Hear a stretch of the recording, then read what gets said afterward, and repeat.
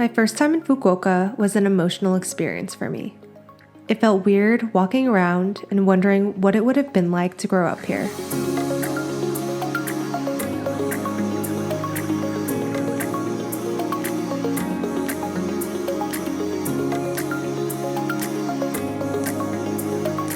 I was born in Fukuoka, but was adopted and raised in Los Angeles.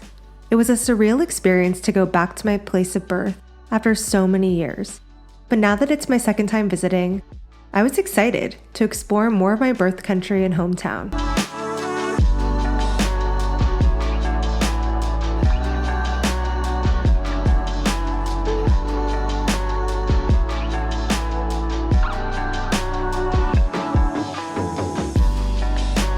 Fukuoka, Japan is the largest city on Japan's southern Kyushu island, known for its amazing food scene, impressive temples, museums, shopping, and access to beaches.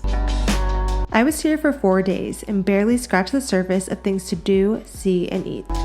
Just got to Hakata Station and now we're gonna head over to our hotel in Fukuoka.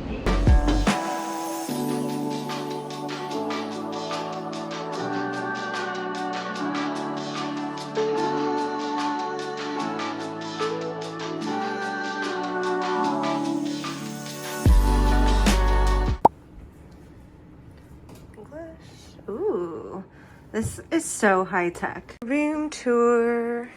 So you walk in and then we have microwave, fridge, trash, little table, kitchen and stove top. And then in this corner over here, we have one toilet room.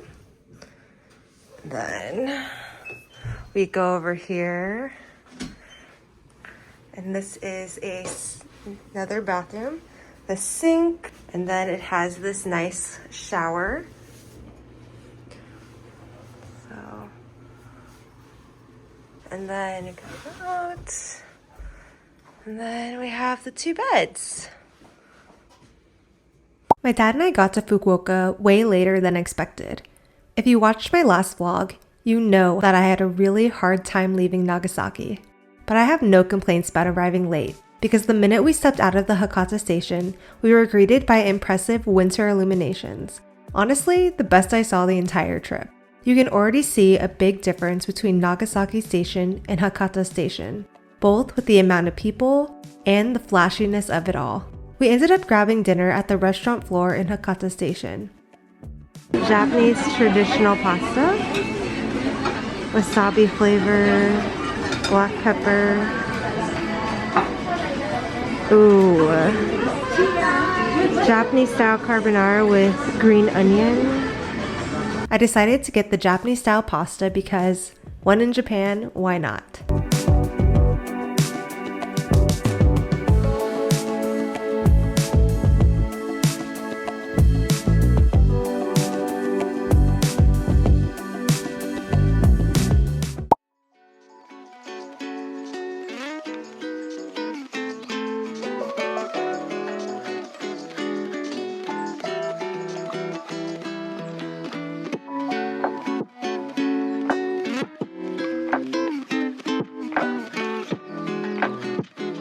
The next day, we took a trip down to a city in southern Fukuoka known as the City of Water.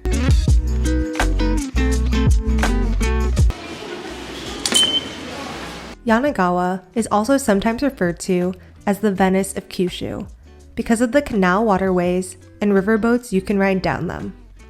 Getting there takes a little over an hour by train from Hakata Station. If you visit Yanagawa, I highly recommend you take a riverboat tour down the canals.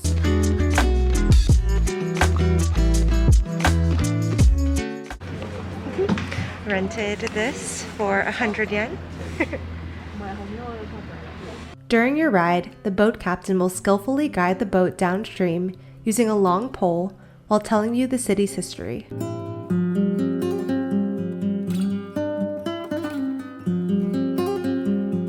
The boat tour is a fun and relaxing way to see Yanagawa. You will also have the opportunity to buy a snack and drink from one of the vendors along the canal. This was definitely one of the most memorable experiences from our Japan trip.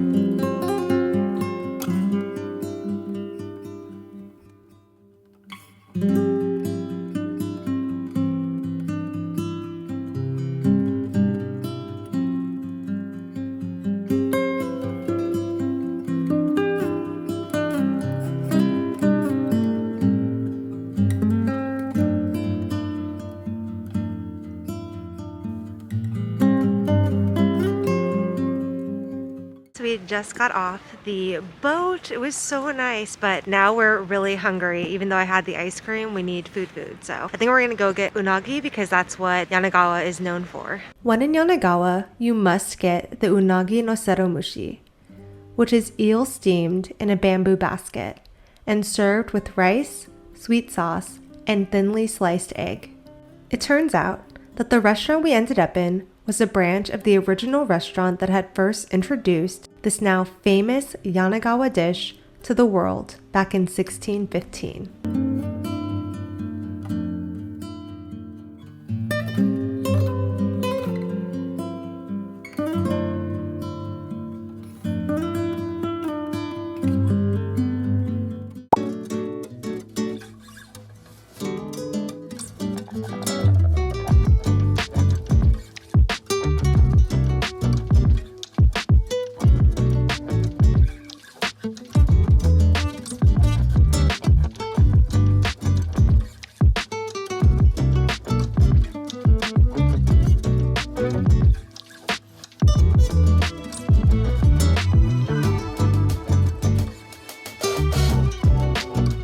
The next day didn't start off exactly as planned.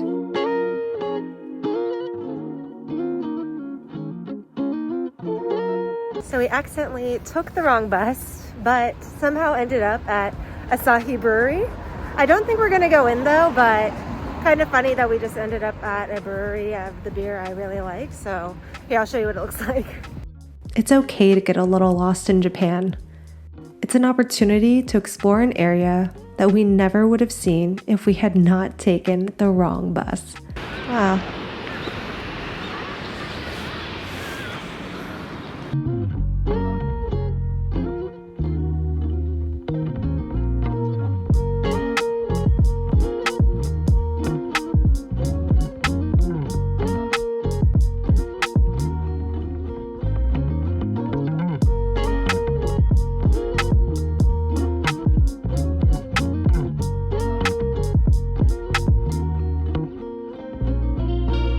We were starving by the time we got to our destination. Thankfully, we found an udon shop right next to the station.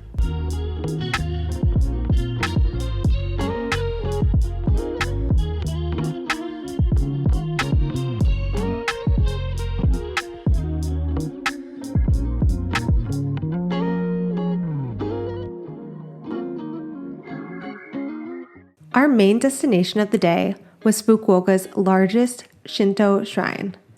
It is one of the most popular shrines in Fukuoka, so I recommend getting there early to avoid crowds.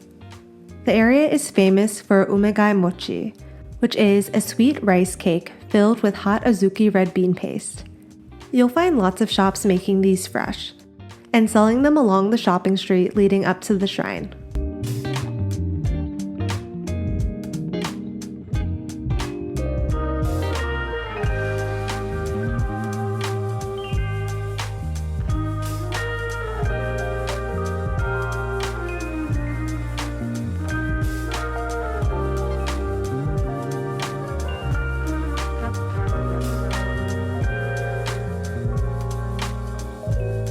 The deity of learning, culture, and the arts is enshrined here, which is why you'll see lots of students coming here for academic achievement and knowledge.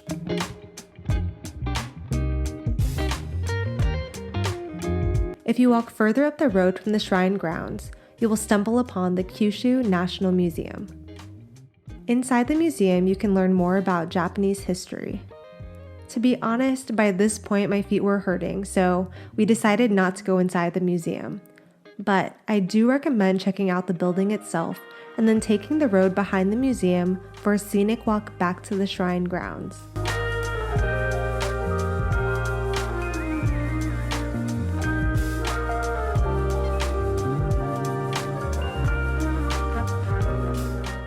On our walk back, we stumbled upon a true hidden gem.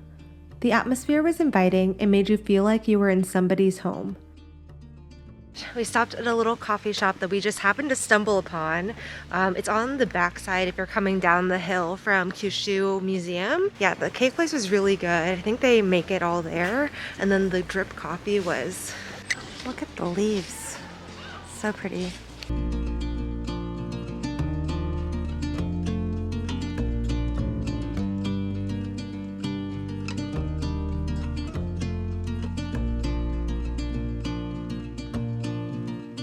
Have beef and potato.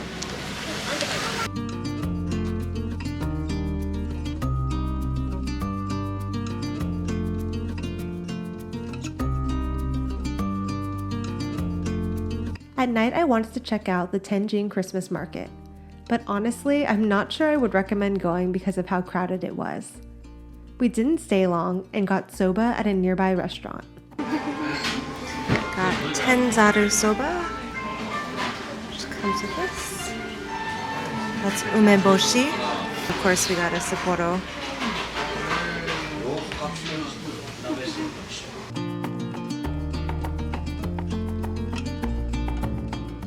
I started the next day with a very important mission. I was determined to find an Eki Stamp Book. Basically, a book to put all my station stamps in. If you didn't know, most train stations in Japan have their own hanko or stamp that's specially designed to represent the area. Eki stamps, or train stamps, are a nice souvenir because it can remind you of all the places you've been to in Japan. And they're free. You just need to take the time to find them at each of the stations.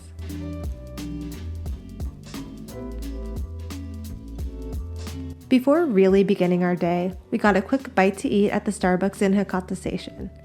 I like the Starbucks because you get a nice window view of the bustling station below.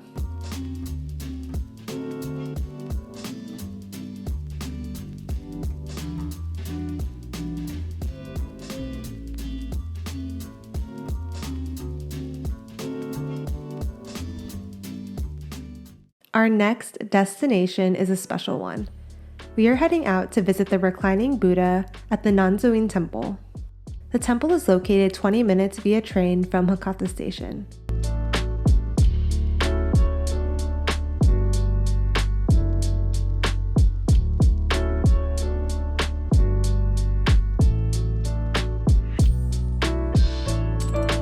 One thing to note if you plan to visit is that there is a dress code to keep in mind when visiting. Because this is a temple, tattoos and revealing clothing are discouraged, and the temple even offers free cloths to use as coverings. Hey guys, so we just got to the station where you get off if you want to see the reclining Buddha. The station that we're at is actually a really small one, and it's kind of very old school. It's like there's only one guy manning the station and he's checking it manually, so it's a really small station. It's actually really cute and it's beautiful here. I bet in the fall time it's gorgeous because the leaves are already changing colors, and I'm sure there's gonna be like, I don't know, let me just show you. Pretty. I don't know if you can see, but the Buddha's head is like right there. All right, let's go. So this is called a melody bridge. On the way to the temple, you will cross the melody bridge, which has xylophones on both sides. You can play the xylophone as you cross the bridge by using one of the mallets available. The temple entrance is only a 5-minute walk from the bridge.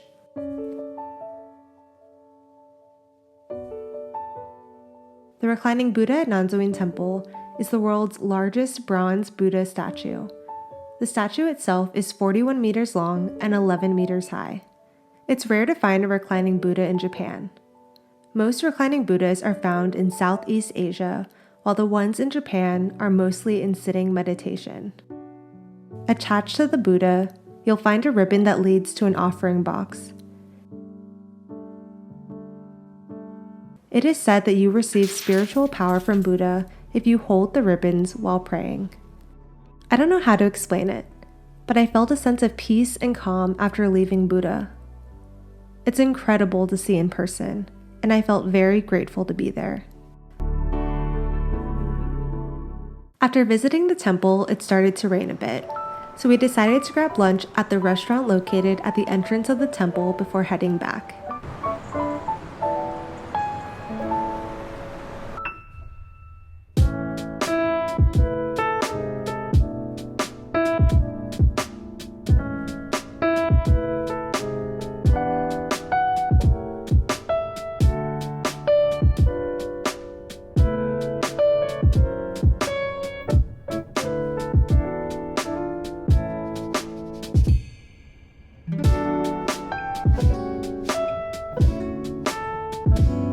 A trip to Fukuoka would not be complete without a quick stop at Canal City, a big mall with some of the best shopping in Fukuoka.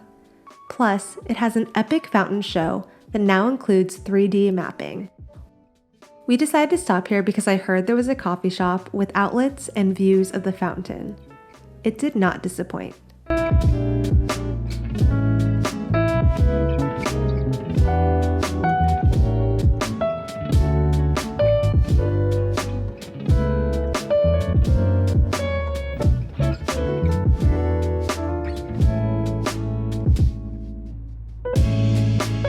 Afterward, we had tempura at a restaurant across the way, and then ended the night watching the Christmas fountain show.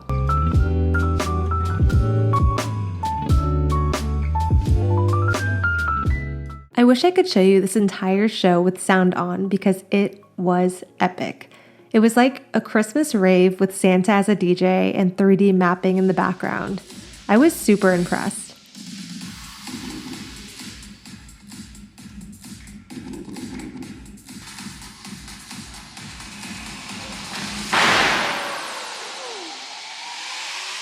It was definitely a way to end our Fukuoka trip with a bang.